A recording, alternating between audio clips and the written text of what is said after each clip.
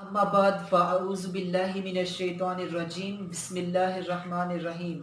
तमाम देखने सुनने वालों को मेरी जानिब से मोहब्बत भरा सलाम। अस्सलामु अलैकुम व रहमतुल्लाहि व बरकातुहू।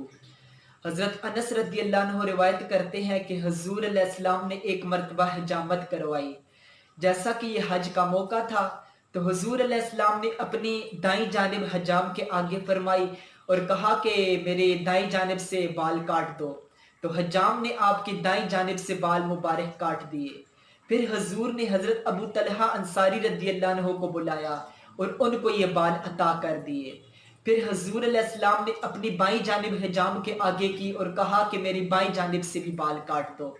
तो हजाम ने आपकी बाईं जानिब से भी बाल मुबारक काट दिए।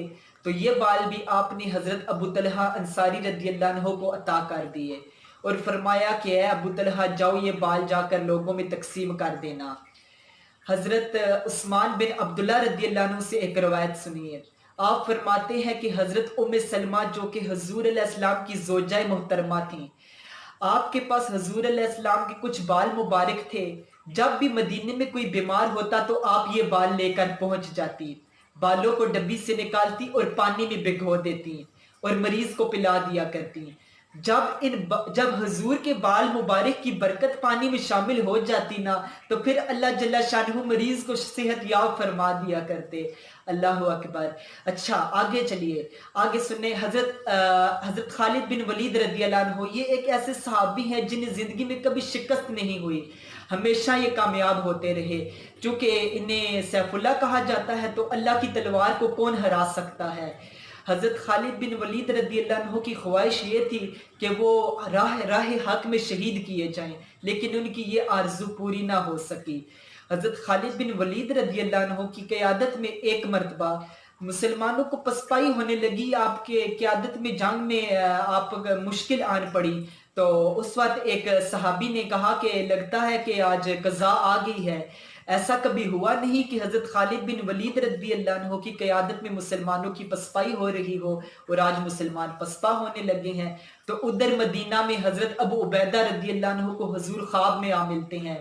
फरमाते हैं कि ए अबू उबैदा तुम यहाँ बैठे हो और उधर अल्लाह के शेर को मुश्किल आन पड़ी है। तो फौरन हजरत अबू उबैदा रज़ी अल्लाह अन्हु ख्वाब से बेदार हो जाते हैं और फौरन मदीना में ऐलान करते हैं कि अल्लाह के शेर हजरत खालिद बिन वलीद रज़ी अल्लाह अन्हु को मुश्किल आन पड़ी है, काफिला तैयार हो जाए। काफिला तैयार हो गया उनकी मदद के लिए, पहुंचने के लिए। तो जब काफिला रवाना होता है तो देखते हैं कि काफिले से थोड़ा हटकर एक निकाबपोश सवार भी काफिले के साथ साथ जा रहा है। तो हजरत अबू उबैदा रज़ी अल्लाह अन्हु को ताज्जुब हुआ कि ये कौन है। तो आपने अपने जासूस से कहा कि जाओ देखो ये कौन है और इससे पूछो ये कौन है और इसे पकड़ कर इधर ले आओ। जब वो जासूस गया तो देखा कि निकाब में तो एक औरत है। वो औरत कहने लगी कि खबरदार मेरे करीब भी मत आना, मैं खालिद बिन वलीद की बीवी हूँ, उम्मे तमीम मैं उनकी बीवी हूँ, उम्मे तमीम। तो आपने पूछा कि आप क्यों काफिले के साथ इतनी रात के वक्त जा रही हैं। तो आपने कहा कि जब हजरत अबू उबैदा ने ऐलान किया ना कि अल्लाह के शेर पर मुश्किल आन पड़ी है, तो उस वक्त मैंने गौर किया कि आपको तो हर मैदान में फतह हासिल हुई है, लेकिन आज आपको क्यों मुश्किल आन पड़ी है। तो बहुत गौर करने के बाद मैंने देखा कि हजरत खालिद बिन वलीद की वो टोपी घर रह गई है जिस पर हजूर के बाल मुबारक सिए हुए थे। अल्लाह अकबर। मैंने देखा तो मैं ये टोपी लेकर जा रही हूँ और ये मैं अपने खावंद हजरत खालिद बिन वलीद को अता कर दूंगी कि अल्लाह उन्हें कामयाबी अता फरमा दे। जो ही काफिला रवाना होता है तो आपकी बीवी भी साथ साथ काफिले के जाती है। तो जो ही मैदान जंग में पहुंचते हैं तो उम्मे तमीम ने हजरत खालिद बिन वलीद को वो टोपी अता कर दी जिस पर हजूर के बाल मुबारक सिए हुए थे।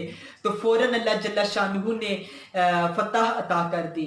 अल्लाह जल्ला शानहू हम सब के सीनों में हजूर अलैहिस्सलाम की मोहब्बत डाल दे, हमारे सीनों को हजूर की मोहब्बत से भर दे, क्योंकि ये जिंदगी सिर्फ और सिर्फ हजूर की मोहब्बत से है। हजूर की मोहब्बत के बगैर ये जिंदगी नहीं है। अल्लाह ताला हमें सच्ची पक्की हजूर अलैहिस्सलाम की मोहब्बत में जिंदगी गुजारने की तौफीक अता फरमाए। वमा तौफीकी इल्ला बिल्लाह।